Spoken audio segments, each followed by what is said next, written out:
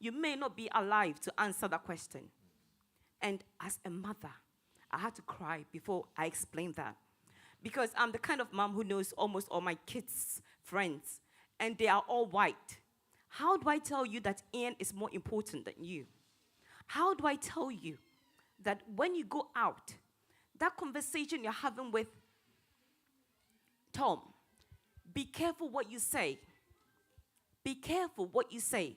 Because Tom will go home and somebody else will train Tom how to say the exact same thing. It might not be what it is. But that is your reality. And somehow, he wasn't quite grasping it because he was born in Watford. So he doesn't know what it means to say go home. Go home to where? Watford? I don't know whether you get the picture. He doesn't know where home is. This is home to him. And yet, I don't feel that he's safe here. How do I feel as a mom? I can tolerate that. I'm a nurse. I get racist comments all the time. Somebody said to me that, oh, you live in Telford. You know, some time back, we used to strip your kind and scrub them for them to look like my kind. And I laughed about it because I knew what it meant. But when I told the same thing to my child, he was as confused as. But how do I explain this so that he doesn't feel as if he's living in a world where he's not accepted? I want to know. We moved from London because of this, but now it's drawing closer. My son had to tell me why I've got white and red flags everywhere, including my doorpost. And whatever he understood, he was like, are you not looking, mommy? Are you not seeing the protest? Who told him? At school, what sense did he make out of it? So I want to know, how can I assure him that he's still safe? How can I assure him that tomorrow, yesterday it was Belfast, today it's not Telford? Please assure me. Thank you. Thank you. So, I don't know if, who wants to take this first? So firstly, thank you so much for your honesty and being so candid about your experiences. I'll take the theme from the three questions, if I may. I think the first thing I'd say is that this work that we have as a town is not a destination that we'll ever reach and where we can say job done. This is a journey that we're all on, and we all have an obligation to be on that journey together and to ensure that we work hard together to eradicate that inequality. And goodness me, will it be hard? Yes, it will be hard. But the prize on offer is a prize of one of a town where you do feel welcome and that your son does feel safe. And I hope, to the gentleman who said that he was in Shrewsbury where that incident happened, I hope that you did or will do, if there was an unfortunate occasion like that happening again, proudly say that you're from Telford and that's where your home is. Because that is where your home is, and you are very, very welcome to be in our home together. And I've got to say that in terms of access to public services, my experience as a community leader is that people want to hear that challenge. So if there's anything that I can do to present that challenge, particularly in the example that you gave around primary care and the NHS in particular, then please let me know so that I'm able to feed your experiences directly into those organisations, because they will be as frustrated by your experiences because they will want to try and change that. Will there be occasions where people say stupid, angry, horrible things through ignorance or through hate? Yes, there will be.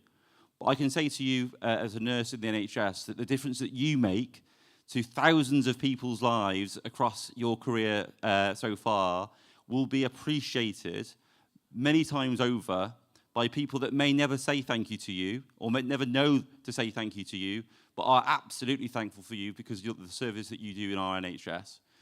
So let me just sort of finish on this note. We will always have to fight this journey together, because we're not going to be in a situation, you would not expect me to say that this is going to be something we can just solve, where we get to a destination where we can say, job done, because that isn't the world that we live in. But we absolutely can make progress together if people come together, People believe in unity, and people want to fight a system. And as I said in my speech earlier on today, there is absolutely more hate online and more people feeling confident to express hate. But they are, by firm belief, they are in the minority. The vast majority, maybe a quiet or a silent majority, don't want to live in a community, a town, in a country like that, regardless of their background. And what we have to do is rally those people again to make sure that we chase out those people with those hatred views and say very, very clearly that we believe in unity and not division.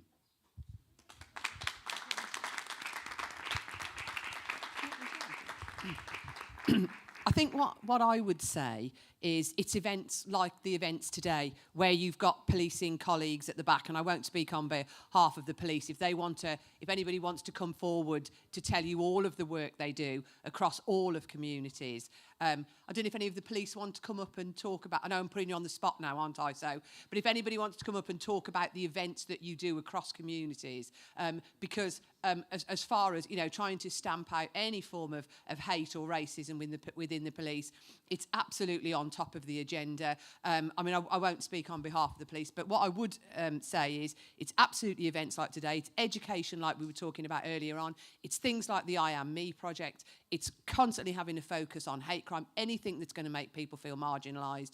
And oddly enough, you were talking about the flag flying thing there. And about 20 years ago, my brother moved to the States. He's back now, but he moved to the States. And when I went there, every other house had got their flag flying outside of it. And I thought, oh, that's great, actually. I'm loving that. People have got a pride in their area. They've got a pride in where they live. I thought, yeah, I'm going to go home and do that. So I've had a St. George's flag flying outside my house for about 20 years. And in the last few months, I've had to take it down because now it comes across like a racist symbol. So I've had to take it down, and it's been there for 20 years because now I feel uncomfortable, and that's a shame because I think it's being used in a way that it was never intended. It's meant to be a sign of unity, but clearly it's not doing that. Did you want to talk about some of the... Am I really putting you on the spot now? I'm so sorry. I didn't want to speak on your behalf, No, but I absolutely know. fine. Hi, I'm Sergeant Suki Gossel. I'm not actually based in Telford. I'm based at our headquarters, and my role is looking at culture and inclusion across the organisation. So some of you will know that West Mercia Police is cut across 3 large counties, Herefordshire, Worcestershire and Telford and Wrekin, Shropshire.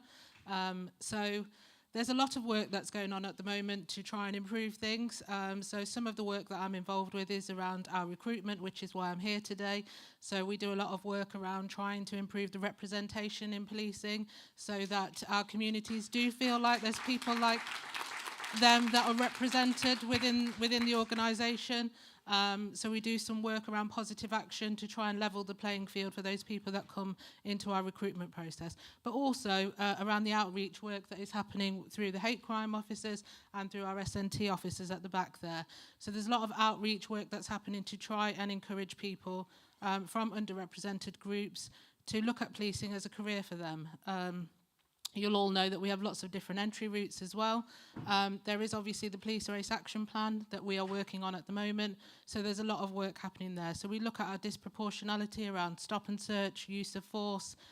We also look at disproportionality around how we deal with mental health incidents, making sure that we are not criminalising young individuals as much as we can, and we're looking at methods to try and rehabilitate behaviour rather than looking at criminalisation as the first option. So there's lots of things that we're doing internally to understand communities better, and that all is helping us to have better engagement externally as well. And obviously, we've talked a little bit about hate crime and the stats and the data around hate crime, and I'd say that probably it's worrying for me that our stats are coming down because actually when we look at the world and what is going on at the moment, I would expect our hate crime rates to be increasing. So there's probably a lack of confidence in reporting. So today we want to be looking at how do we improve that. I'm going to be at the back there. So if anybody wants to ask me any questions or wants to talk about the work that we're doing in a little more detail, happy to do that. But also if you've got any ideas about how we can better engage with our communities, then please come and talk to us and tell us what you think. Thank you for your responses. If I could ask that our Mayor of Telford and Wrekin Council speaks, and after that we'll have some more questions and answers. Thank you.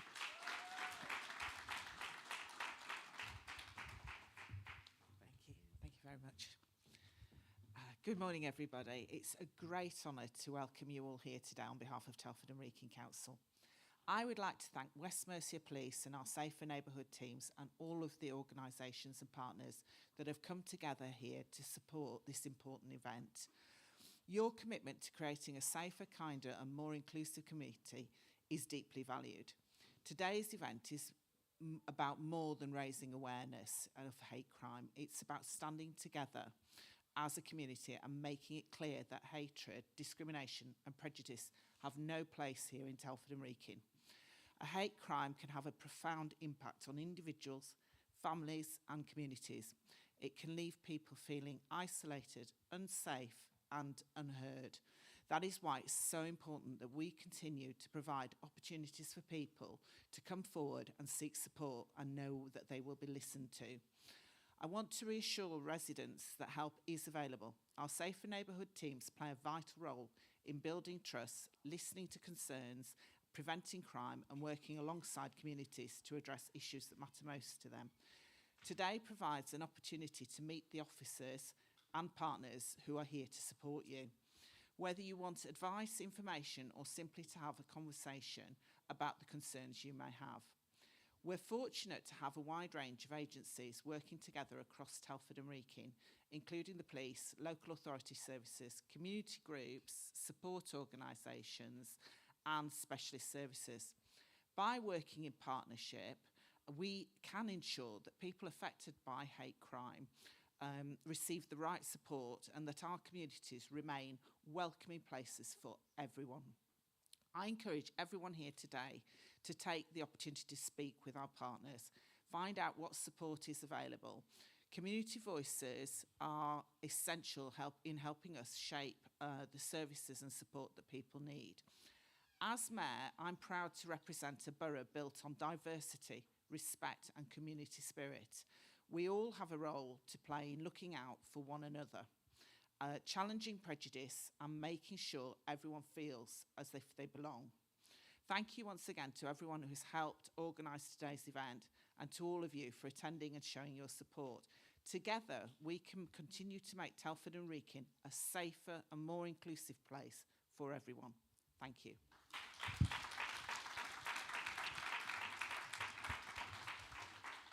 Thank you once again, Mayor of Telford and Wrekin Council. At this point, we'll also have our Dr. Raj Mehta, who is the chairman of the Interfaith community in Telford and Wrekin Council, to give us an answer.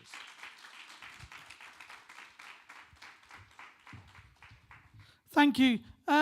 Thank you, everyone, and thank you for everyone. Please give yourselves a round of applause. You've gave us a round of applause, please, for being here and being part of our community here in Telford and Wrekin. Just briefly, I came to Telford and Wrekin over 20 years ago, and I was welcomed, and the love and support I've had, I've been trying to give back since I've been here. About just over 6 years ago, issues were occurring in Telford, and we thought, how can we come together? And our Honourable MP was the leader of the council at the time and asked me to go out into the community to bring people together. And at that time, there was a certain issue happening in the borough, and we had a meeting, and an interfaith group was formed and came together. And from that, we built an interfaith council. So the interfaith council is here to help bring unity in the community. And we have them open door policy. We have that policy of no hate in the interfaith council. And we can advocate for you, we can support you, and that's what we do day in, day out. And we can make sure that we have a phone call conversation, whether it's our MP, whether it's the Police Crime Commissioner's office, or it's the police or the fire, any agencies, we work with them day in, day out. And the church's members, Mercy represents yourselves on our Interfaith Council, so be reassured we're there to support you as well. But as a community, as a whole community in Telford and Wrekin, we are united, and we can stay united by only one thing: if we look out for each other.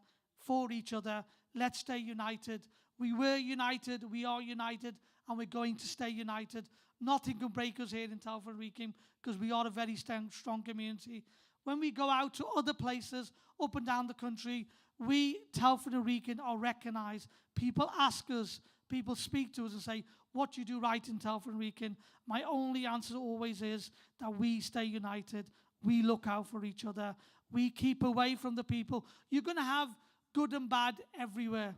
But as long as we, as community leaders, as community congregations, stay together and look out for each other, we can make it work. We have for many years. We have ups and downs, and we will stay united, and we'll stay in a peaceful and community inclusion kind of community like you have in the past. And thank you again for being the community you are and being part of our community. It is your town as well as anyone else's. Thank you very much. Thank you very much, Dr. Rod. Thank you. So at this point, Council.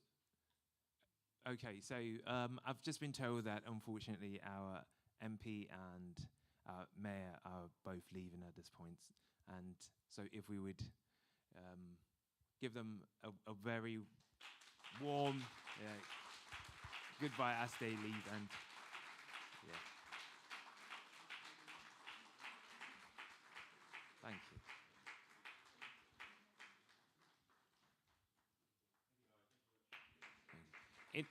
In the meantime, we would have our councillor as well, Councillor Mercy Annie Salifu, who is the Sturchley and Brookside Parish Councillor, I believe. So, I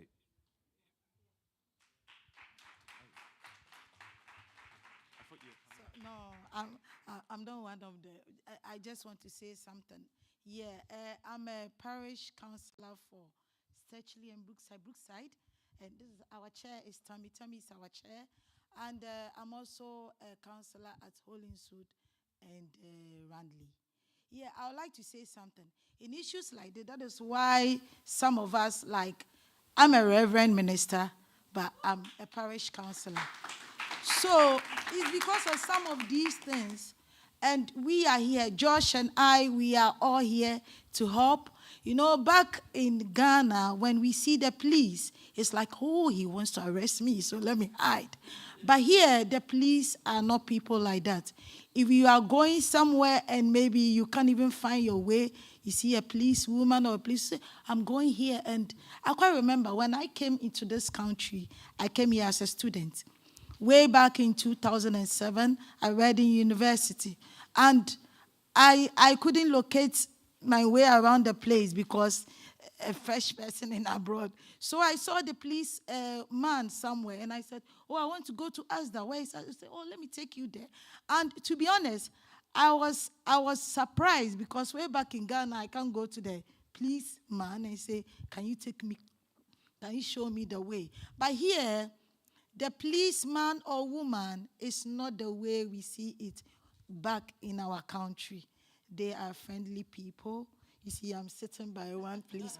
But in Ghana, I couldn't have done that. I'll be afraid. So they are here to help us. So anything at all, when you see a policeman or woman, don't run away. Just get closer to them. Whatever you want to say, you can tell them. And also, Josh and I, we are all here to help. If you want to do, because there have been times that we had to help somebody or direct the person to go to the GP. When you go, they say that. I've been doing a lot of things. People come to me, I want to go to the GP. And can you take me there, help me with the English, or help me write this, help me. We are all here to help. So Josh is here to help. I'm also here to help. And that is why we always want you to know who your counselors are. Because in this country, everything is, how do we say it? They have a system of doing things. There are some issues. You don't go to the council direct. You have to come to your parish councillors. So if you miss that step and maybe you go there, nobody will listen to you. But if you come to your parish councillors, they will be there to help you. So we are all here to help. And thank God, now, should I say a person of color, some of us are now we are now into certain positions like counselors and stuff. So I think things are changing gradually, and we hope that with time, everything will change. Thank you.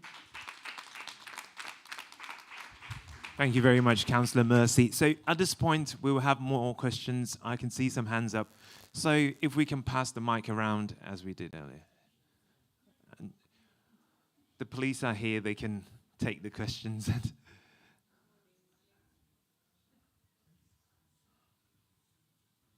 morning, my name is Mary. I wanted to ask about routine stop and searches and if they are really routine, because there's a lot of young people that have experienced it, especially in our church as well. A lot of young people that have experienced it. So we wanted to know, are stops and searches really routine, or is there a specific sort of car you look out for, or a specific sort of person that's driving a car that you look out for? Because it's, of course, we hear that it is routine, but are they really routine? So that's the question I wanted to ask. Thank you very much.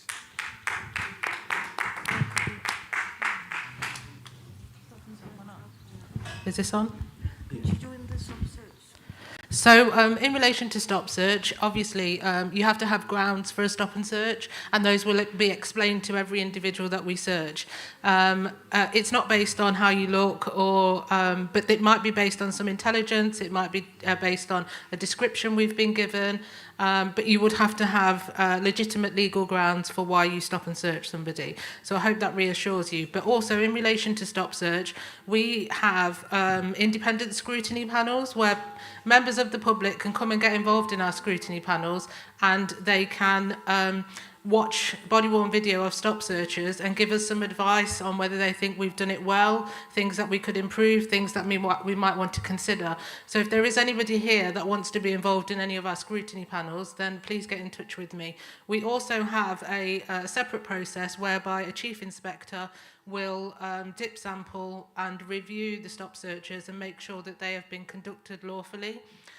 Any learning will then be given to the officer directly, and then we will also incorporate that within our training of how we train all of our officers to do stop search. So there's a lot of work happening around the stop search, so I hope that reassures you a little bit.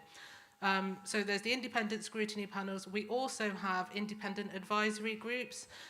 So Mercy, I don't know where she's just gone, and Lucy around here, they're members of our cultural representation independent advisory group. So if anybody is interested in joining that group, that's a way that you can also help us to shape the way that we work as an organisation. And I've got some leaflets and some information on that, so come and talk to me about that as well. Hope that answers your question. Yeah, I think I see a hand up over there. If you pass the mic for me, please. Oh. It's just, I don't know whether it's a contribution or question, but some time ago, when we called the police, as a black person, they will ask you for your date of birth. And we realized our white colleagues were not being asked for date of birth. So we quickly, any incident, we get the white people to obviously report the incident. And it went on and on and on. I don't know where we are now because I don't work in that environment again. However, just a few weeks ago, my husband was driving a courtesy car and he got stopped. And when he came out, they asked him for the car papers and he said, it's a courtesy car. They went on to ask for his insurance. And before he would even say, this is what is happening, they were calling a car to come and tow the car away. So he then had to call the insurance company because to our understanding, we don't drive with our insurances in our cars. So he had to call the insurance company. And the woman who answered was like, what are you telling me? Because your insurance is comprehensive. And the police should have documents. Because apparently when you know a car, they have the registration, everything that goes with the car. So they shouldn't be asking for the insurance in the first place. They should have that document. But he said, if that is going to be the case, then I'm happy to forward the insurance document to your phone now to show to them. And when he was telling me, I was really shaking because I was like, if it was me, I probably would not be articulate in what he did. I'll probably be shaking. What am I trying to say? What I'm saying is, as much as we are contributing and helping out and making sure we're staying out of trouble, I think sometimes the trouble runs to us. And unfortunately, because of our skin color, we get stopped probably more often than not. And that would, for me, I don't have soft tone. So I then start screaming because that is what I understand to speak. And then you are told you are being aggressive. And they tell you, put your hand at your back. So you are putting your hand, but you're still screaming because you feel, should I shout for them to understand? Because if I speak softly, there is issue with accent. I can't understand you. So I start screaming, and they still cannot understand me. So for West Mercia Police, I want to ask, why would they be asking me for my date of birth when I'm reporting an incident that is not related to me but somebody else? And also, why do I have to carry my insurance with me when I'm driving if they have it populated on their system already? Thank you.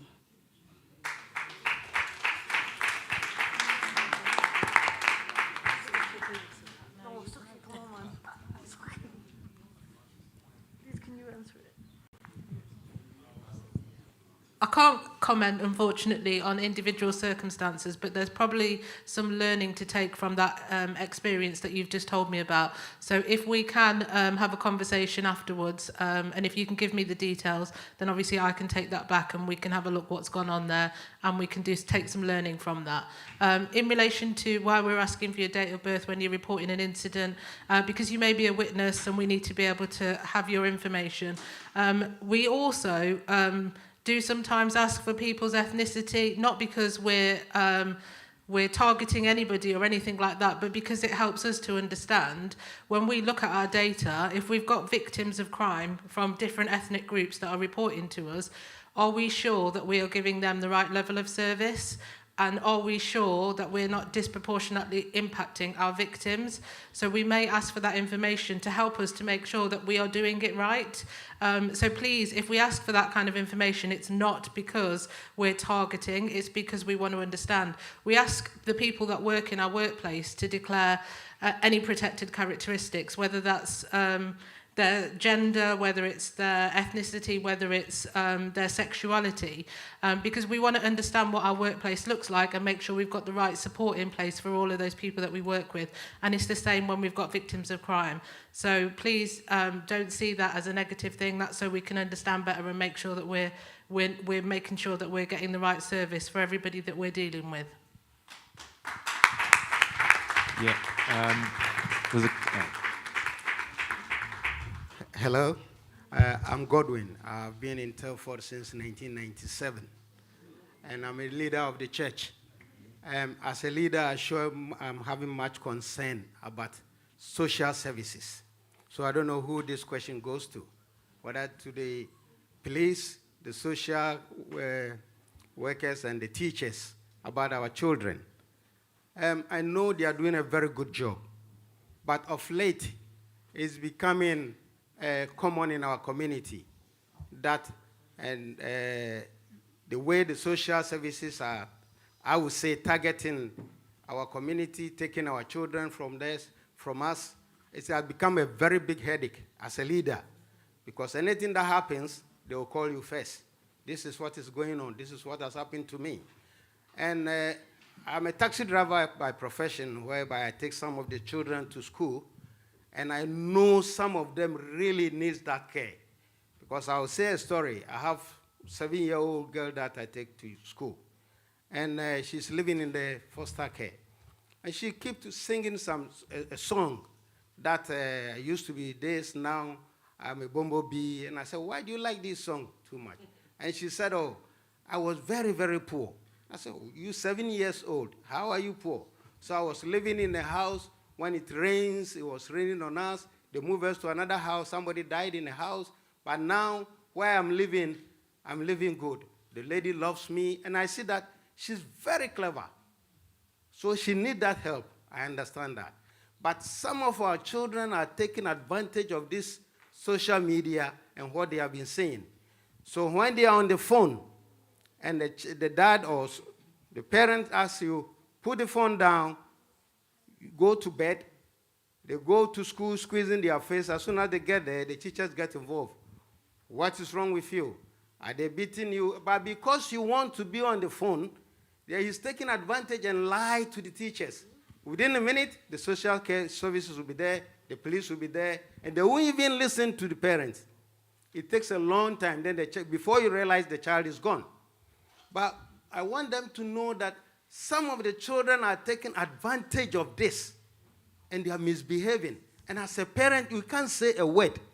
Because even if you, anything that you do, you go to school, he will pull his face, and he will not come back. So please, what are they doing to help us? And as a father, I cannot see my 16-year-old and a 16-year-old child, a 7-year-old boy, going to bed with a phone, put your phone down, and he said, no. Why? Because the phone helps me to sleep. How can the phone help you to sleep? If I said no, take the phone from him, the next day, the social services, the teachers, the police, they are involved, and the children are gone. So please, this is bothering us very seriously. How can you help us? My name is Tony. Yeah. Can I add to that so you can address the question? I hadn't spoken to him. I came with 2 observations, and he's literally addressed some of them. My name is Tony. I'm a safety officer. Given the fact that we have cultural nuances, I remember we brought the police force here some time back, and we spoke about cultural sensitivity and awareness of the police force, because our society is heterogeneous. You know, whether you like it or not, we are people of different backgrounds, and often the challenge and the danger of addressing issue from a predominant one culture can cause a problem. Adding to what he said, we have people who have come into this country from all walk of life. From the year 2020 coming around, COS has brought a lot of people into this country. The way we bring children up back home is different from the way society wants us to bring children up here. So the question you have is that when something of that sort happens, sometimes my experience of living in different barriers across this country, the police, sometimes the proportionate at which they address the issue, because sometimes you see the way the response is disproportionate in terms of the issue at hand. And often we end up causing more damage than the people we are trying to protect in the first place. We want family to be together. We want family cohesion. And as a result, we want society to thrive. And if that is the case, then we have to be able to do things the right way. So my first observation is, what is the police force doing in terms of raising cultural awareness among the police force to know that you need to understand the nuances in terms of whether people are even aware of the laws of this land when dealing with this issue. And it's so important that society has stripped, because of that, parents have no control.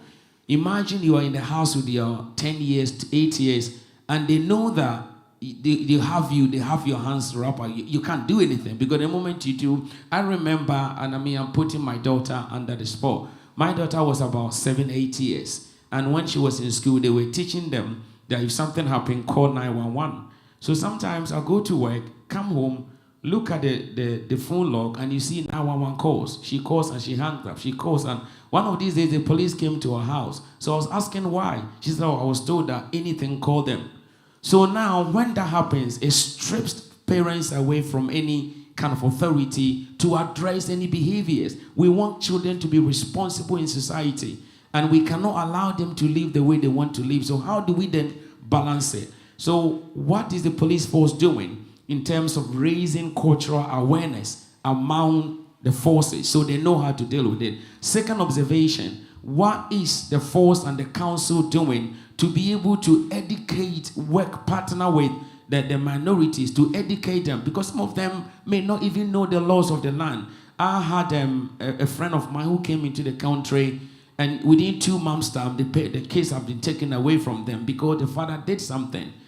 So how do we then make sure that we work with parents, address them, and make sure that the proportionate at which we are handling issue is often not causing more emotional and physical damage than we intend to. Hello, can I just... I'm Councillor Tammy Wood, Chair of Sturchley and Brookside Parish Council. The issue you're talking about is a borough issue with social services, but I'll just talk a little bit about what we as councillors can do to support. Our job is also to be a community advocate, in my opinion, and I don't think this is just a cultural issue, because I have recently supported a family who had an issue with social services. I won't go into too much detail because of confidentiality. And it's from all cultures, races and society, that social media has given children an awful lot of knowledge about what they can do. And schools today, not making excuses for them, but they have such a hard time about safeguarding. And if they miss a safeguarding incident, that I think you are right, there are occasions where it's becoming too much of the norm to just do this process. What I would say to any community is, if you're in that situation, your borough councillors can go straight to social workers, but as parish, and I call us, don't I, Mercy, I call us community champions more than councillors. If any of us have a particular experience like being an advocate, come and talk to us and we will come with you. We will sit with you. We will talk to them as we know they understand, because they have their own language of understanding. So in any community, your friends and anyone, if you find yourself in that position with a school, with a social worker, with the police, but I think you can see today from the police, you can talk to them. Yes, in the council, they have their own process, and sometimes, as you are, the situation you're talking about, process sometimes gets in the way. Please come and talk to us. I will come. I personally give you a commitment. I will come and sit with any one of you, and support you in any situation like that. Thank you. Yeah, I would like to say that in schools, we have something we call governors. And I happen to be, I'm one of the governors at Randley School, primary school. We have to take opportunity of some of these positions. It's not like I want people to know me or something. But sometimes you do, I know most of us blacks, sorry to say, we are all here, work, I have to go to work. But sometimes you have to volunteer. And you need to take some of these opportunities. If you are a governor in a school, that is, if it's only me, my voice will not go far. But assuming we are about 2 or 3 governors in a school, and we are all saying the same thing, our voice will go a bit far. So please, let us take opportunity of some of the positions in the community. I know most of them are volunteering, they don't pay nothing, but at the end of the day, somebody needs to sacrifice for the lives of others. Nelson Mandela had to sacrifice for his people. So sometimes when you see some of us doing some things, we also need your support. We need your support. Councillor Josh and I, we all need your support. It's not about we wanting positions or people to see us, but it's all to help all of us. So we need to take, apart from the fact that you need to talk to your the councillors and the social services, you also have to take opportunity of some of these positions, because that is where you can also speak out. Thank you. Just to cover things off from a policing perspective, obviously Mercy has talked about volunteering a little bit there, so I'm going to go back to the independent advisory group. We want you to shape what we need to understand to do our job better. So if you are involved in those groups, you can tell us what you want us to talk about at those meetings, so we can make sure that we're getting the training into the right departments. We also have an internal multicultural network that I chair, and the members of the multicultural network are made up of all of our ethnic diverse groups within policing.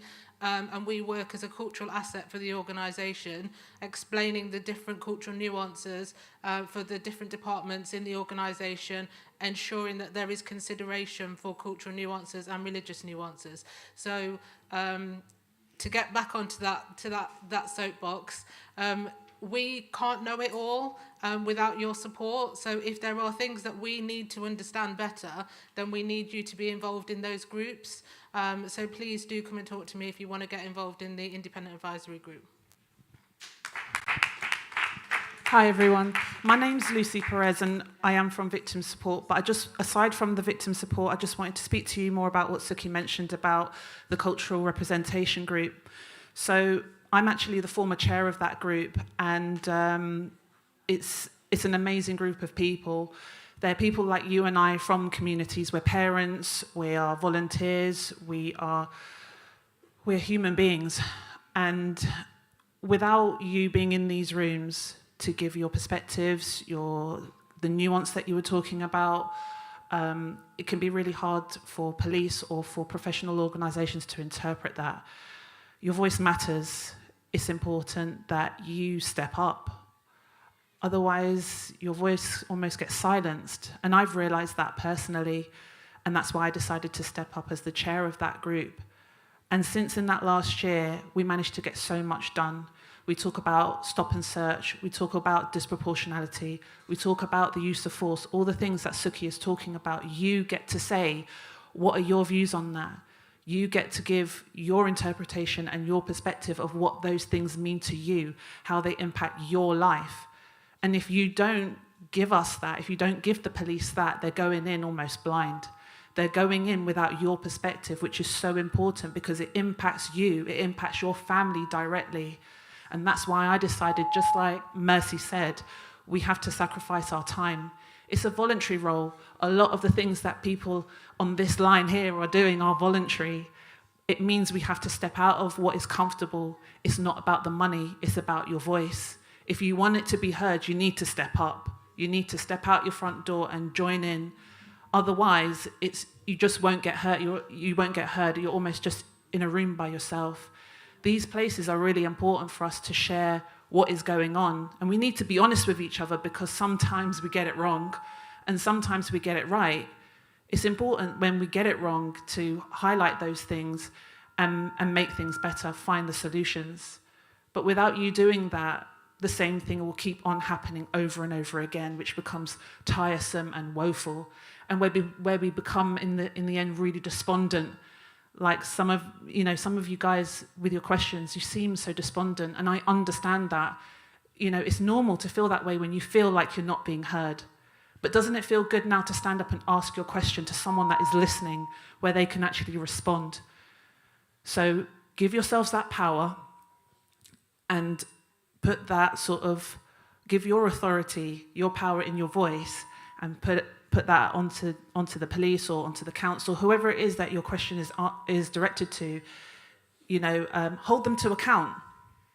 Okay, I think it's important. We're all told, aren't we, to hold each other to account, right? And we don't have to be rude or disrespectful to do that. We don't have to be trampling over somebody else to do that. We can hold people to account with love. So if you are interested in sharing your voice, sharing what's happened to you, or you want things to change in your community, speak to me or speak to Suki about the Independent Advisory Group, because you will be heard. We put the police officers on their 10 toes. We let them know what is, and Suki will tell you, I don't hold back. And Mercy's on that group as well. There's several other people in that group. We don't hold back. So I know there's many of you probably that have asked questions or still have questions. Come and speak to us, okay? Thank you. Thank you very much. I think our Papa Edwin had a question, and do you still want to ask? Okay. Okay, so at this point we were... Okay, do you have one? Thank you so much for your time and the fact that we've been here. It's just that some of these cultural nuances have been here for generations gone. If you see a car that is bouncing and the sound is like decimeters, away, 8 out of 10 times it's a black person. And 8 out of 10 times, the police is going to interrupt at some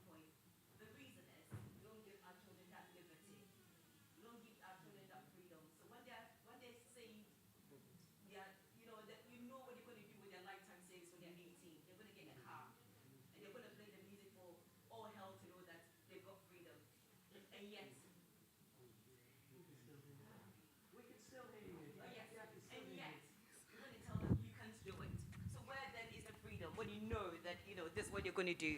So is this something that you can incorporate in your training so that you know that this is a black boy? You know, there's nothing to it. He's just being black, and that's okay. Rather than every single car has to be stopped. So they don't feel as if they are being racially, profiled, rather than being accepted for who they are. Thank you.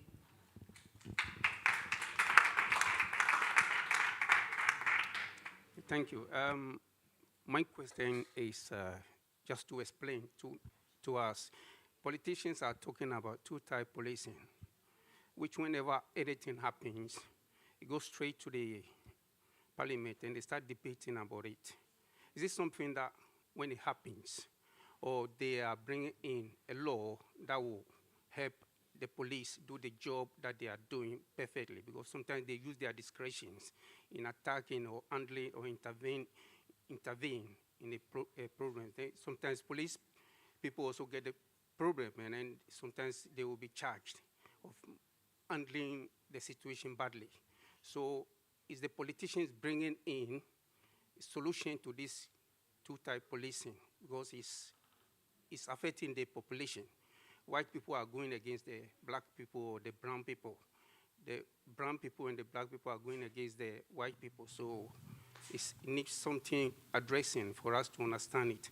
Then also, we could say these Jewish synagogues.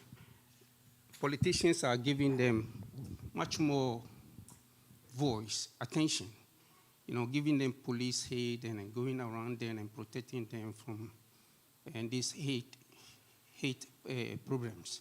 What about other churches?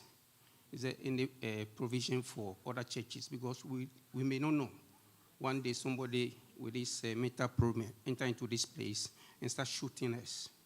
And we might not know. We don't wait till this thing happens. If police will be coming around and checking us when we are having our services. Thank you very much. Thank you. So I don't know if, Saki, would you like to take that? Or yeah. In the wake of everything that is happening, that whole two-tier policing, I listen to LBC on my drive to work, and is one thing that is hammered a lot, and it really is somewhat evidence in what we are seeing around, whether it's Southport or Southampton or Belfast and everything. Yeah, what I can say is, obviously, I'm a West Mercia police officer. I am the lead for our culture and inclusion work. What I can tell you is that we don't operate two-tier policing in West Mercia. The direction, the guidance, anything that goes out to our officers is about treating the individual as you see them in front of you and being fair and proportionate with any response that you provide. So there is not two-tier policing in West Mercia. I think, obviously, that's a bandwagon that some people have jumped on. In terms of politics, not something I can answer, unfortunately, so I don't know what politicians are doing in relation to that. Just in relation to, what was the final part of your question?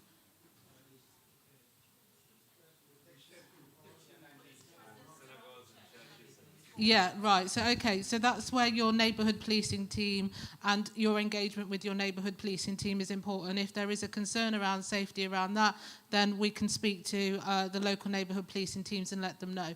Obviously, when there is a national incident and it starts to impact locally on communities, we do ensure that we are providing appropriate support to the community groups that are impacted. Obviously, the Southampton incident will have raised some concerns for members of the Polish community and members of the Sikh community, so we will encourage further engagement, trying to understand how those communities are feeling. The incidents in the synagogues will have raised concerns for the Jewish community, so we will engage with them and try and understand how the local community is feeling. So if there are any concerns that you have, we can speak to your local neighbourhood inspectors and we can ask that they ensure that there is appropriate engagement with you. But national incidents will obviously cause us to look at things in a little bit more detail, because what we know is, I'm a member of the Sikh community myself, so, I know that when I talk to my mum and dad, after the incident and all of the the hate that was coming out in relation to the Sikh community, they were concerned about whether they should go out and how they behaved and where they might be seen, and I have to reassure them. So we know that communities need that additional reassurance, and that's what we're doing. So we will always try and do that for our local neighbourhood teams. San and Bex, as your local hate crime officers, will get involved with the local communities and ensure that there is some reassurance. And then we also do that internally with our workforce, who may also be impacted by it. So we do a lot of work around it, and we will try and make sure that you feel reassured as well in relation to your services and the church. I was also going to mention as well about the stop and search that you were talking about there. There's also a stop and search advisory group as well that usually is held quarterly. And I'm part of that, where we will watch stop and searches being conducted by officers in West Mercia, particularly in Telford. We'll watch them at random, and stop and searches don't just happen because, oh, why are you sitting there like that? I'm going to search you. There actually has to be a number of criteria that have to be met as a minimum before someone can be searched legally. And it's part of that group where we look at those things to make sure everything is done correctly. The officer has announced their name, where their badge number, the station that they're from, that the person being searched can have a copy of the search. Was the search carried out correctly? Was it too quick? Was it too slow? Was that person rude? Were they friendly? To see if there is any disproportionality there in real time. If you're interested in any of that as well, come speak to me, or come and speak to Suki or San. They can put you in touch with the Stop and Search Advisory Group as well. But it's a great way for you to see who is being stopped at random, the officers that are stopping said person or group of people, and how they're conducting that search, and your thoughts and feedback on what you thought about it as well. So it's a great way, again, for you to put your input and your voice back into policing. Because when you're in the inside, you can make a difference, but shouting from the outside, they can't hear you. Okay, so you have to get inside of these organisations to make the difference. So step inside, guys. Take the time and step inside. Thank you. Okay, I know the questions are flowing in. Okay. Oh, sorry, I was only very, very quick. I didn't want to interrupt you, but you were talking about politicians and what you can do with politicians to make them understand. Every single anti-discrimination law in this country has been put in by politicians. There is no other way to make law in this country other than to do it through politicians. And we have a lot of laws around stopping things like this and what is legal and what isn't legal. And I think just the message that we're saying there is, if things are happening to you, let your politicians know. I know Sean's not here now, but let your politicians know what is happening. Because if you don't speak to the people, and I think this is what I've been saying all morning, if you don't let people know, if you keep it inside, people won't understand. Outside of your race and your culture, people won't understand what's happening to you because it may not be happening to them. There's always going to be national, and we've got national things going on now, and we've got national things going on in America where our politicians might not be acting in the way that we feel is representative of our views. But we've all got a voice. We've all got exactly the same voice. We all have one vote. And if you want people to understand what's happening to you, you've got to let them know. And, whether that's through surgeries, whether that's through voting, what we can't do, and I know certainly with the police, there's an awful lot of work done about looking at representation, across West Mercia. All the figures are looked at about how representative we are of our communities. So that is definitely looked at. But the only way to change it is to get involved and to say how you're feeling and what's happening to you. Thank you very much. Can I please, before as the police, most of our children are here, the youth are here. I want the police to reassure them, because they're thinking that that's what we told them. And most of them are here to hear from the police. They are thinking policing in this country is very difficult. So if you ask your child or son or daughter to go to police, he said no. Why? Because they make policing here very, very difficult. Even though there are bad policing out there, and there are good ones. But the policeman, most of them have their hands tied at their back. You can't do this to a child, you can't do this to the criminal, you can't do it. Always the criminal rather have the right than the victim. So they are afraid to join the police force. And some of them are happy to join if they can reassure them. Because sometimes I feel for the police force. Yes, and explain the job and how good it is. And so that maybe they will join. Yeah, thank you very much. At this point, we will have our councillor Tammy Wood give us an address, and after which we would have the police presentation, and we'll have more questions. Okay, thank you. Thank you very much indeed. Just still good morning. I am Tamara Wood, but I'm known by my well-known name, Councillor Tammy Wood. I am currently chair of Sturchley and Brookside Parish Council. I came with the blurb like everybody else to tell you what we do as a parish council, but I'm actually not going to do that now. I'm actually feeling quite emotional after hearing some of your questions today. So I'll just do 2 minutes on the parish council. There are 13 of us that sit round a table. Joshua, Mercy, myself. We represent Sturchley and Brookside. We're here for the community. The biggest thing I'm proud of is our community work that we do with our youth services. We have 400 children from Sturchley and Brookside come through activities every week, and that's working at the base of our community to come through. There's lots that we do, but I actually don't think it's that relevant, having heard what I've heard from you. So do excuse that I'm putting the speech away. And 3 things really hit me in your questions. First thing, the lecturer from Wolverhampton, when you said, what are we all going to do? What can you do? I believe for me as an individual, that's my personal behaviours. Because I believe those of us who do have, even at my low level position in community, it's your personal behaviours that we can demonstrate what is right and what is wrong. You also said about that terrible incident in Shrewsbury.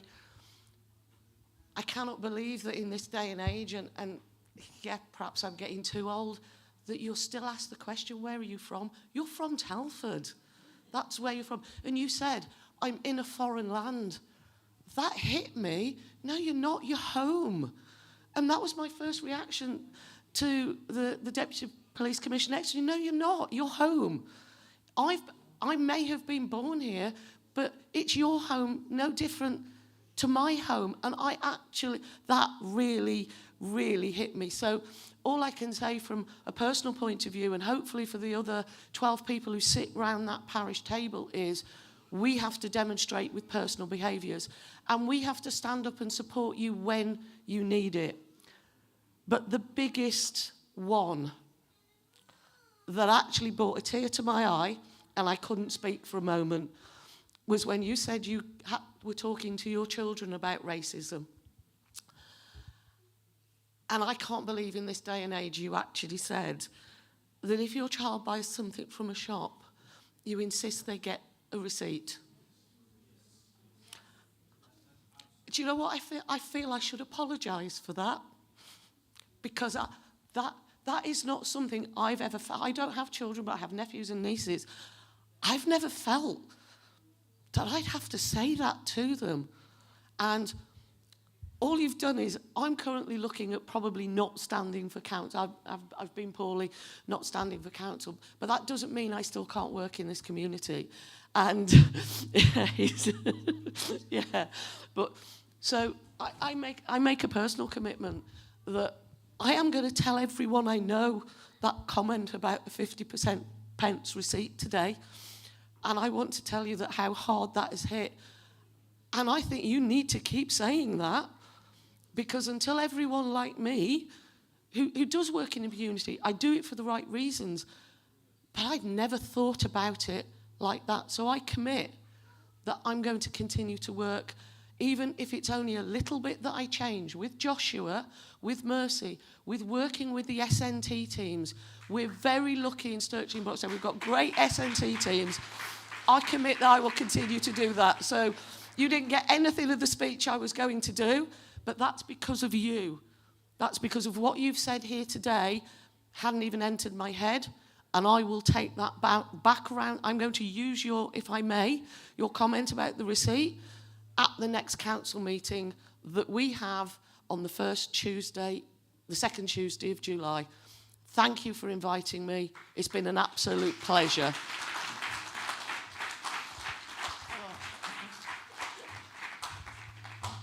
Didn't expect you to do that to me, Joshua.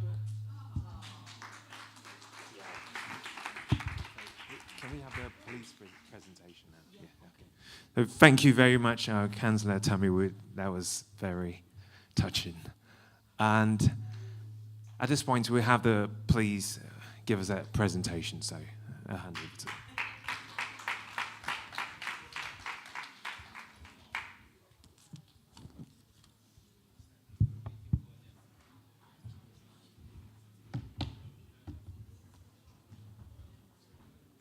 So as much as we've answered questions today and as much as we put ourselves up on these stages, San and I are both quite introverted people, so this is not our comfort zone.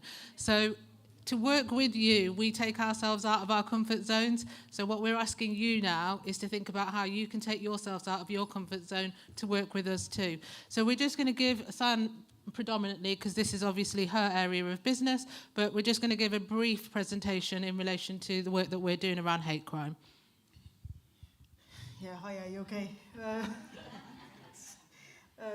Right, so I'm PC Rahim, San Rahim, one of the hate crime officers. I'm based at Telford, just up Mallinsgate, and I normally, I just need to let him know about the next slide. Next slide. So I normally work with my colleague, PC Becky McLean. So we're both hate crime officers. So there's two, one for Telford, well, we sort of both cover Telford and Shropshire area. So there's only two for the whole of the area, so we cover all the way from Telford, going all the way right to Oswestry, Shrewsbury, everywhere.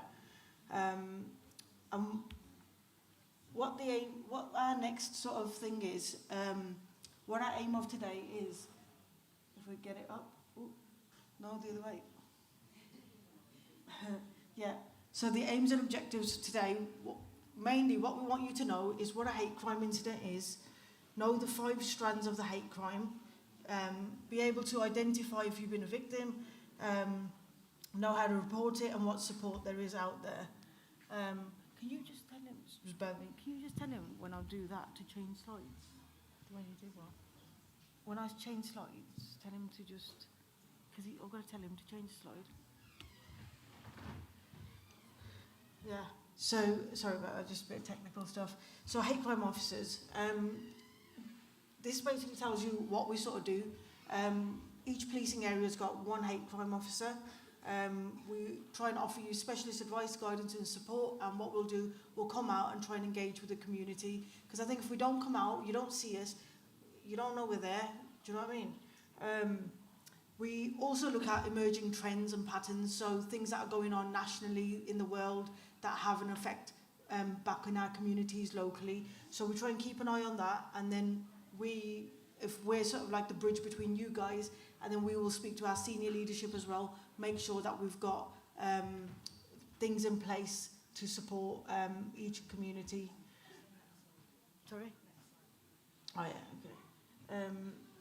We also try and do some prevention work, so rather than waiting for the issues to happen, we try and prevent it, and that's why via the community engagement, and we direct work to further agencies, so like victim support, the other lady that was here, and Lucy that spoke earlier. We do a lot of work with them as well to do some support. Next slide.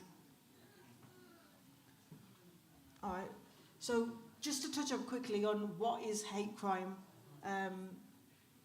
So hate crime is basically any criminal offence that's perceived by the victim or any other person to be motivated by hostility or prejudice. I don't know if you can see because I'm blocking it, but that's basically the definition in law for a hate crime. And it's, can you click mate? If you click 5 clicks, no. Oh, you can't do the thing. All right. Basically, there's 5 strands of hate crime by law. So it's race, religion, sexual orientation, transgender, and disability.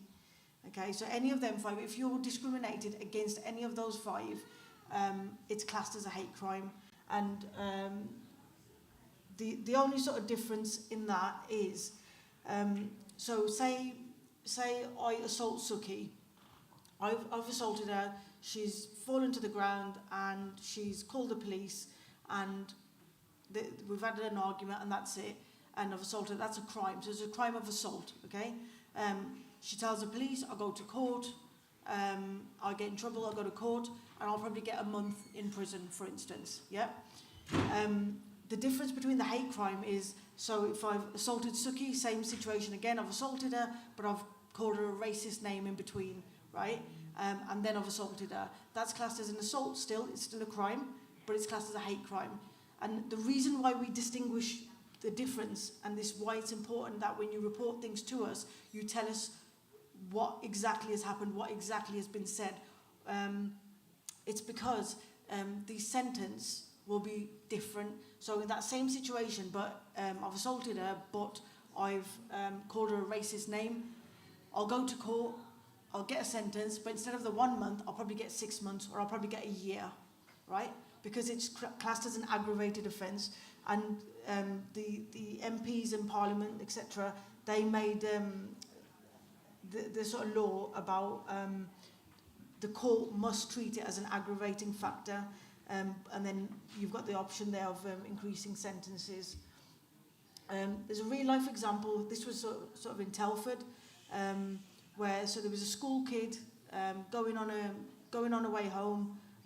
We had 2 students blocking a path with their bikes and stuff like that, sort of gathered round her, and then they started making comments. She was of Asian heritage, and they started calling her things like, you know, the P word, go back to your own country, etc., similar to like what we've heard today.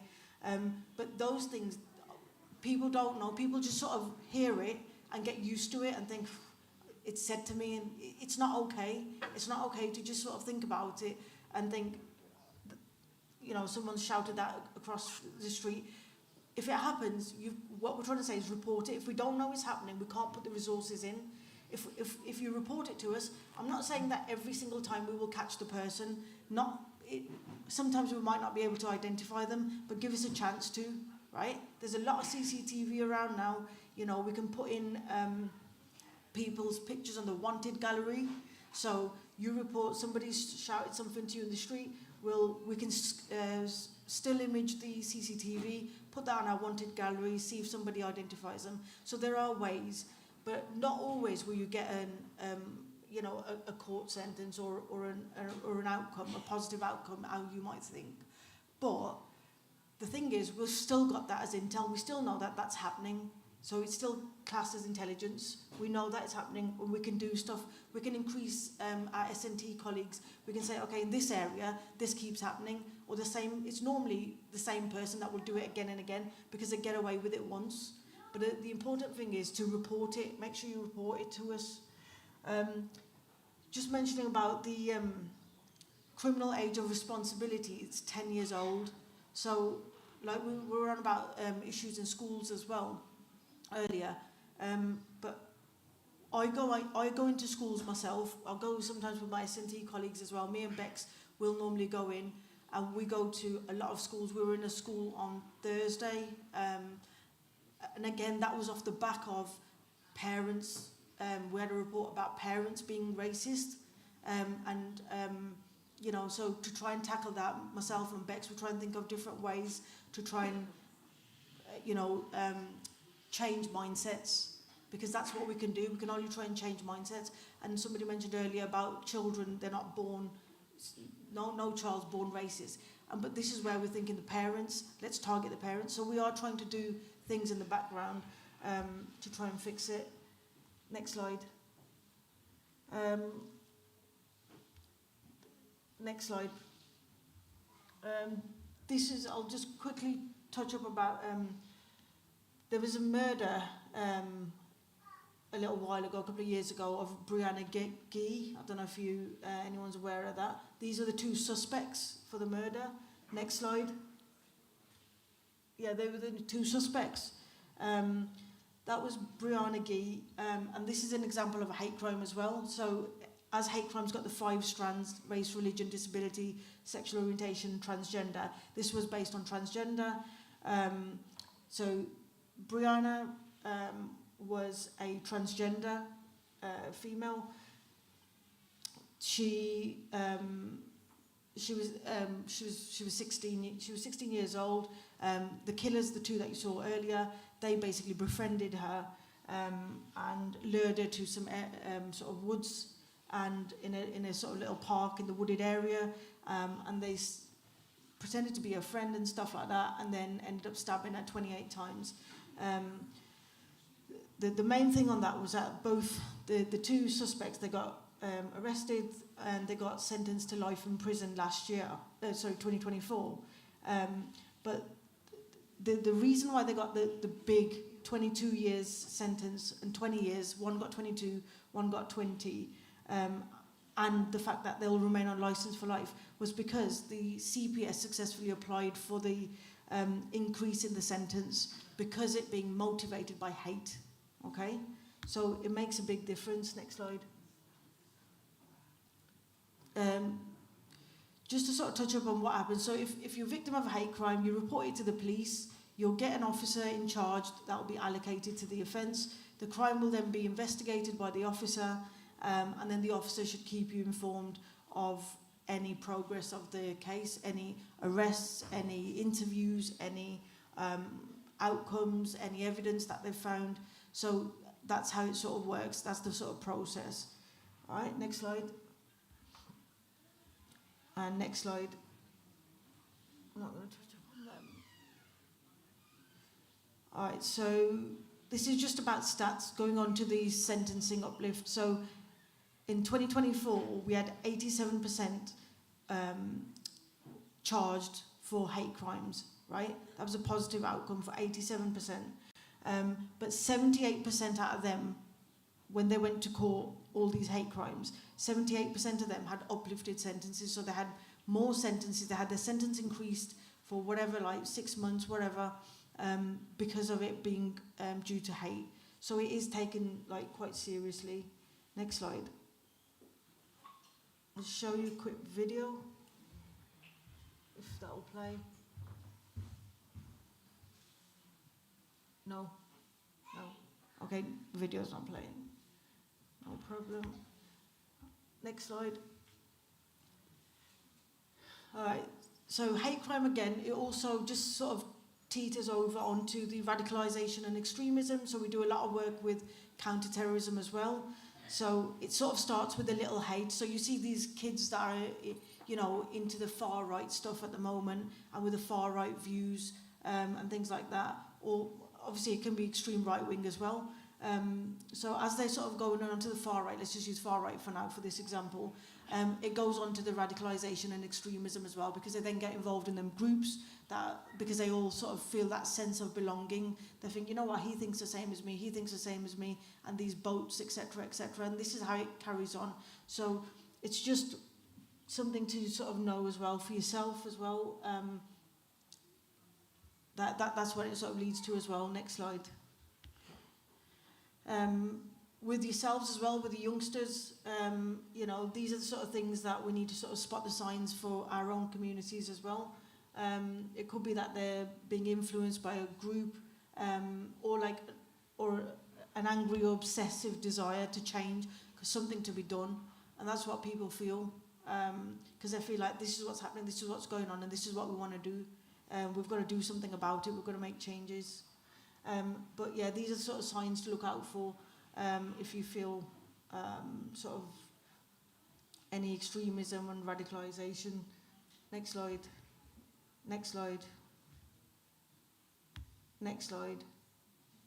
And then that's the action sports terrorism. So if there's any sort of concerns you have within your own groups for that, that's the sort of number to call. It's a free phone number, open 24/7. Next slide. And so how to report a hate crime. We sort of, does everybody know how to report one? So you can either call us 101. If it's an emergency and it's happening there and then, call 999. And I think like if it's happening, like for instance, you had the chaps in Shrewsbury. I would call it through. I'd call it through, get a description of them.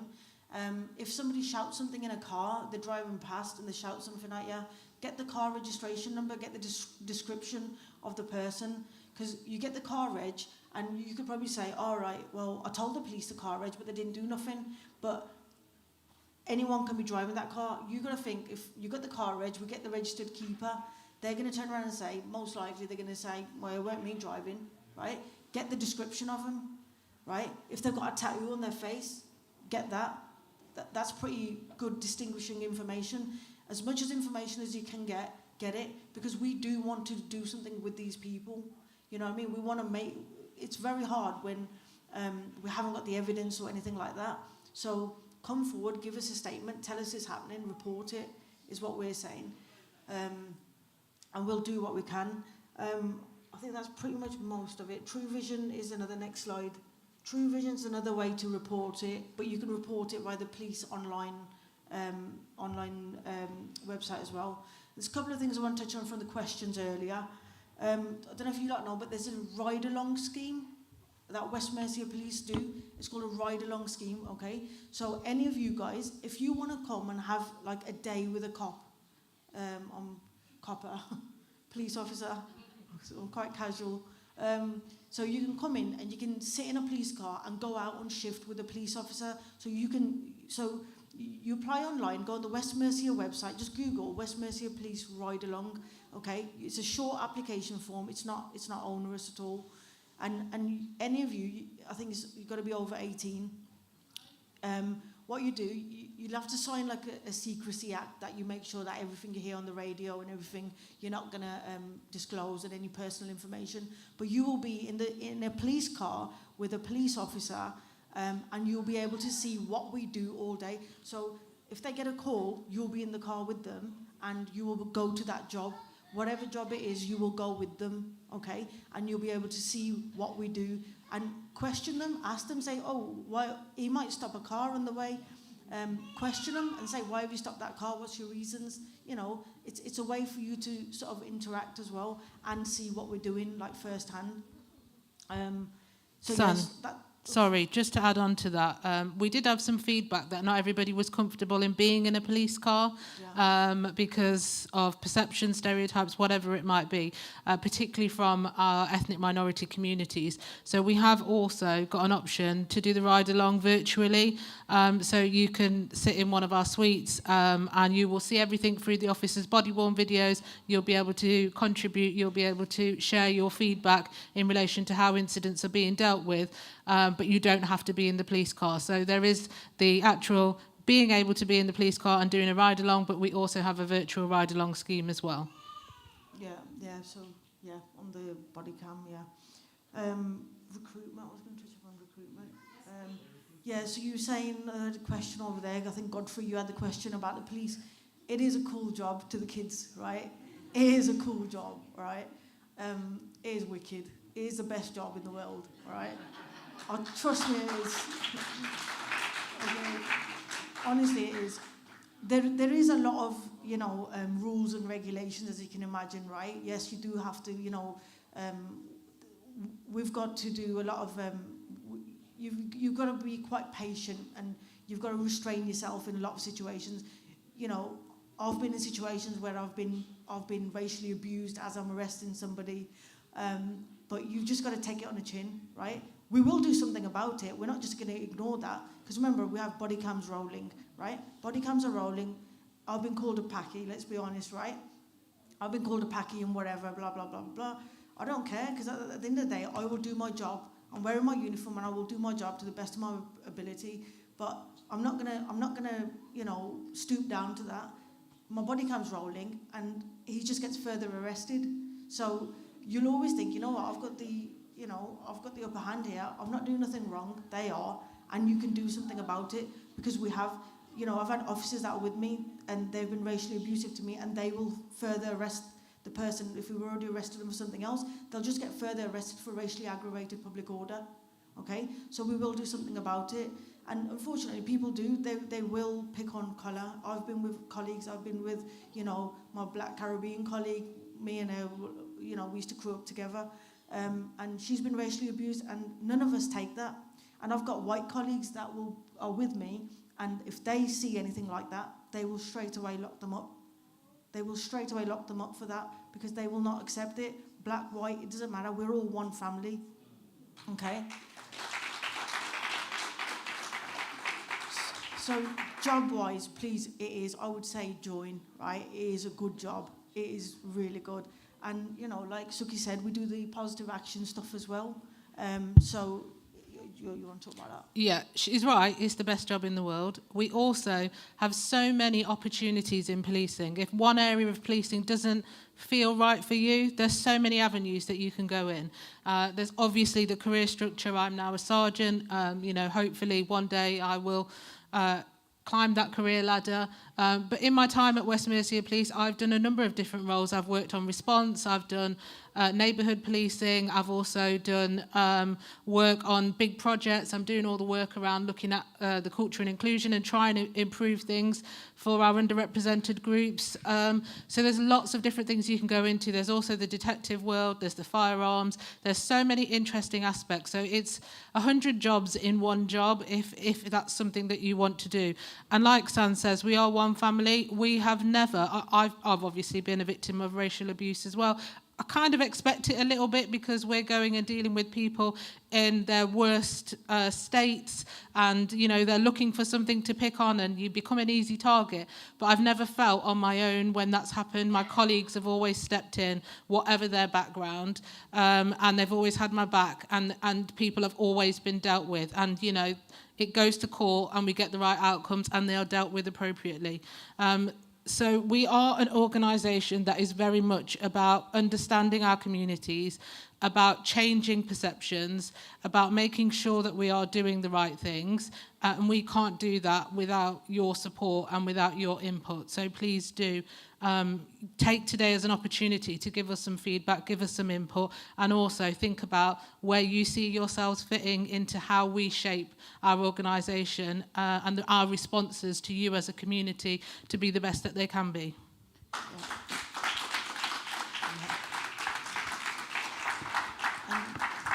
And any of the youth that driving and that, you get to drive fast as well, innit? And you get the blue lights and you get to jump red lights. Do you know what I mean? So it is worth it. The other thing, education, right? Education. Somebody mentioned about education.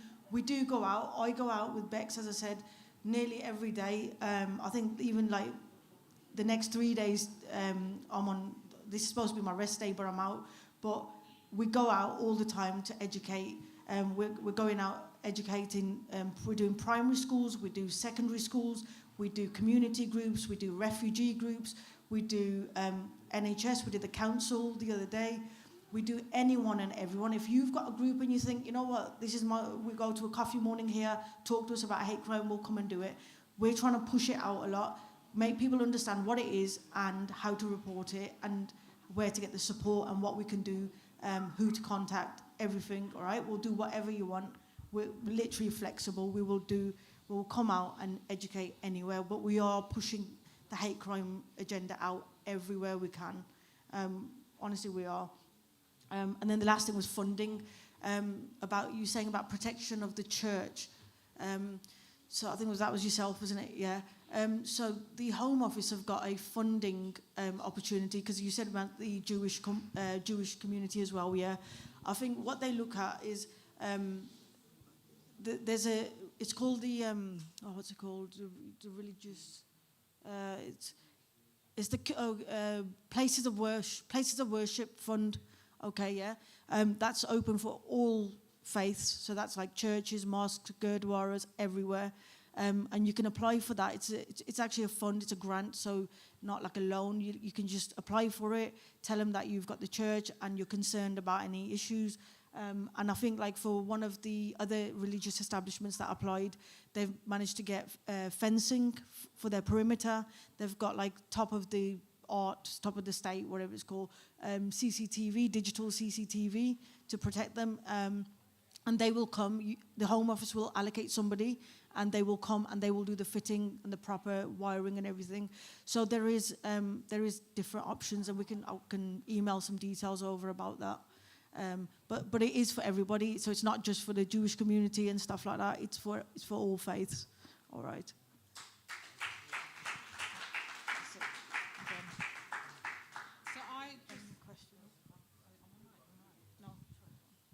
So I just want to take the opportunity to say thank you to you all. Thank you to you all for coming and being a part of the event. Thank you for your questions. They're really valuable and they help us to take stuff away from the event for things that we can think about. And thanks for sticking with us, because I know we've gone slightly over the time that was expected. So thanks for sticking with us. And I'm going to thank you in advance for all of you that are going to get involved in all of the groups that we've got going on.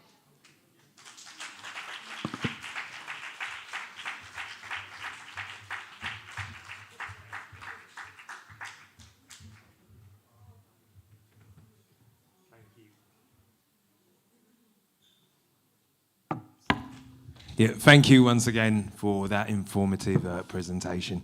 I believe that the way you've sold it to us, I probably would have to reconsider it myself, see if I can do a mile and a half and see if I can put my name down for recruitment. But I'm sure there's a lot of younger people with more fresh blood than myself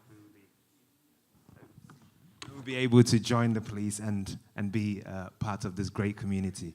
It's yeah. Yes, thank you so much. For everyone who joined this program, we want to thank you for being part of it. We are hoping that in the near future, it's not going to be a stop and halt relationship, but it's one that continues and grows even further. And as a church as well, as a community, that we are all able to support each other. In this time and day, we have to realize that we are all ambidextrous in our ways, that we are using both hands, and that we need both the white, we need the black, we need the brown, we need all of us. We are all together building a community, and we are all supporting it. We are contributing to this community in every way, and sometimes some people don't understand the sort of contribution we bring as well. And so when we have engagements like this, it allows us to talk more about what we contribute, talk more about what you as well bring, and then how we marry it up together. And so I couldn't thank you enough. Thank you all. If we give them a round of applause, please.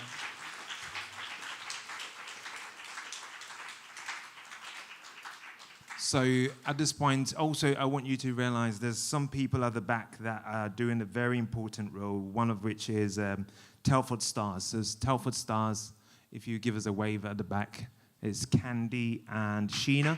Yeah. So they are the drugs and alcohol support. So if we know anyone who has drug and alcohol. Sorry. Okay, if you can give us a brief, Sheena and Candy, if you can briefly speak to us about what you do. Each of you, if you can come, because this is meant to be our networking time, so if we can use that in place of a, yeah.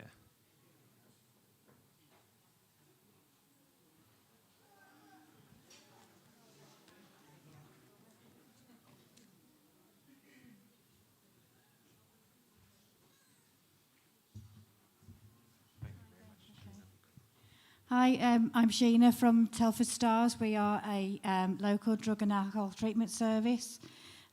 We've got, we're quite well known in the community, but we look after all ages from 10 to 18 and then on to the adult service. So if you know anybody who's struggling with drug and alcohol problems, give us a call. We're there to help you.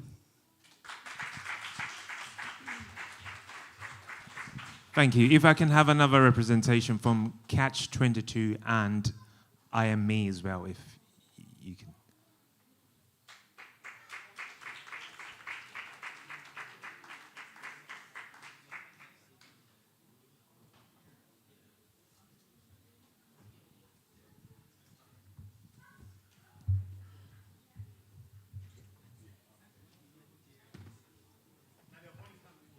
Hello. Hi, everybody. Not usually my thing to come and stand on the stage, but anyway, so James and I are from an organisation called Catch 22. It's a charitable organisation. It's national. but we work in a service that covers West Mercia called STEPS. James and I work in the Telford area. STEPS is a service that works with children and young people who are at risk of or have been exploited. So criminal exploitation, we'll look at an early intervention, and sexual exploitation, we work at all different levels. We work with children and young people ages 8 to 18. So if there are concerns about vulnerabilities, low confidence, peer pressure, changing friends, wanting to raise their awareness on healthy relationships and being able to spot signs of people who may not be good for them but seem like very nice people, we'll do work with them on a one-to-one basis. And we also do awareness and prevention work as well with schools and with community settings, and do targeted group work. So at the back we have some leaflets that have our website on, and if anybody would like to talk to any of us at any point, we'll offer advice and guidance. If we're the right service for you, great, we'll show you how to make a referral. And if we're not, we'll signpost you to the right areas as well. Anybody can make a referral to us, whether that's professional, a young person themselves, and parents can make referrals to us too. Did I say the ages? We worked with children ages 8 to 18, and if there are a diagnosed additional need, it's up to 25 as well. So if you have any other questions, feel free to come and have a chat. Thank you.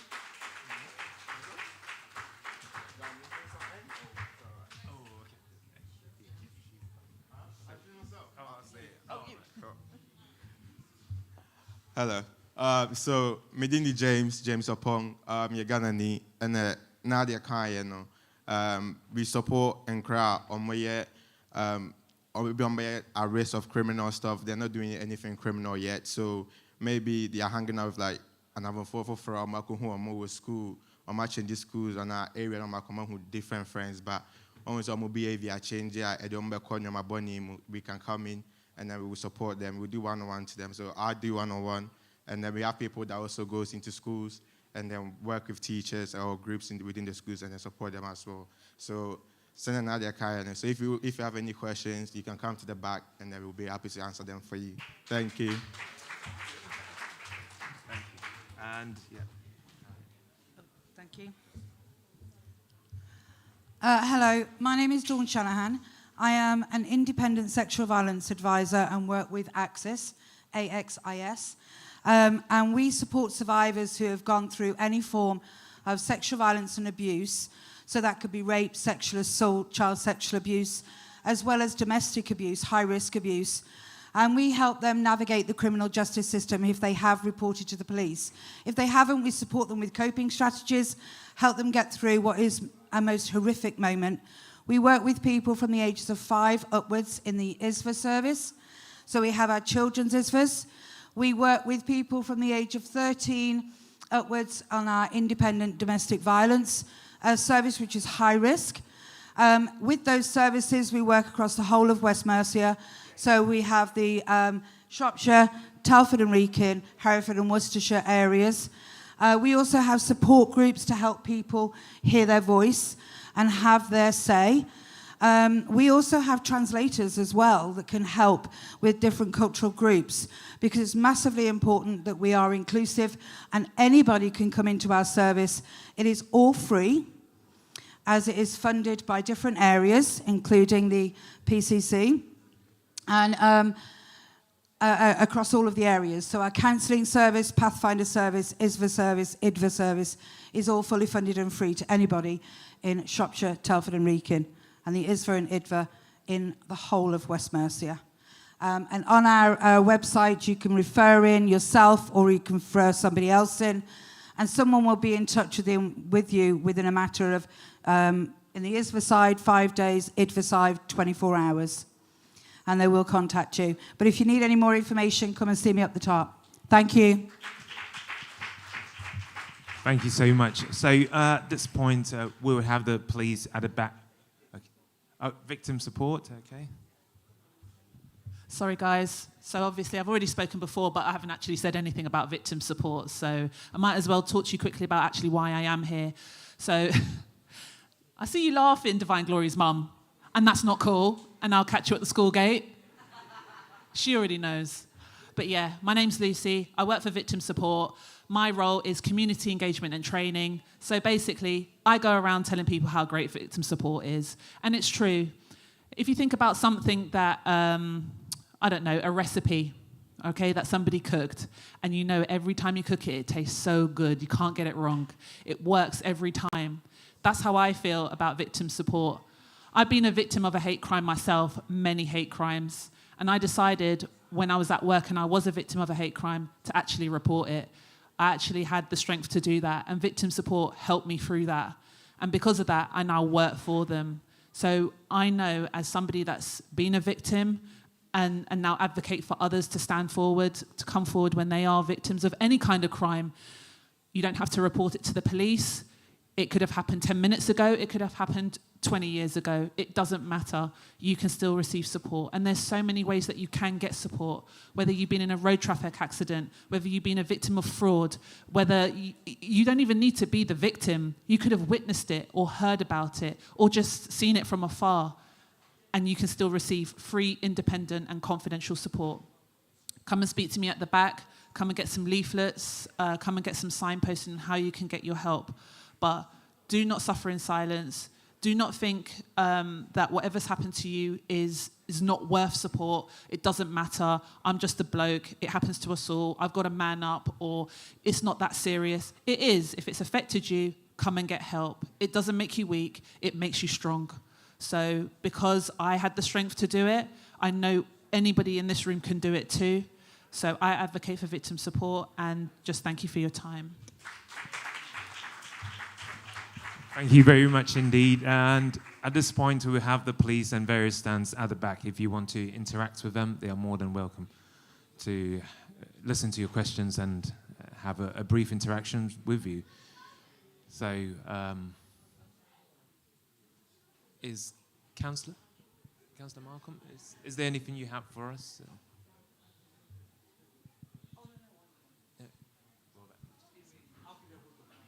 Okay. So yeah, at this point is if we can just interact, have some refreshments, which is at the back. Make sure you grab yourself a drink, a croissant, a cup of tea, anything that makes you comfortable, and then.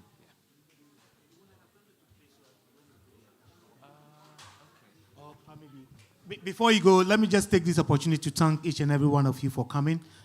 For Tracy and Co, very much, thank you very much. And the police forces as well, we really thank you very much. As you've all heard, it will be nice for you to take time and join any of those panels that have been mentioned. It's a good opportunity for our voices to be heard. It's not only the voice of Malcolm or any other person. You are part of the community. And again, thank you very much as well too. We want to thank our MC and moderator for the good job you've done. It's been an awesome time as well too. And all of you people up here who managed to come, it's really a pleasure to have you all come and share your insight as well. If there are any more questions that you want to discuss with me or any of the team, feel free to let us know, and your messages will be passed across as well too. Thank you very much, and God bless you. I'll pass over to Elder Prempe to give us a quick prayer before we disperse. Thank you very much. Can we please, we are about to close our section for today. And please, what we also say to our big brother, Councillor Malcolm. Oh, please bless him. You can put your hands together. Yeah, put your hands together for him, for trying to put all this in place for us as well. And we pray for more grace. Shall we please bow our heads? Can we please bow our heads as we share a word of prayer? Our Heavenly Father, we thank you. Indeed, O Lord, it's your will that we have gathered here today. To, O Lord, continue to engage in this manner to strengthen and strengthen our community.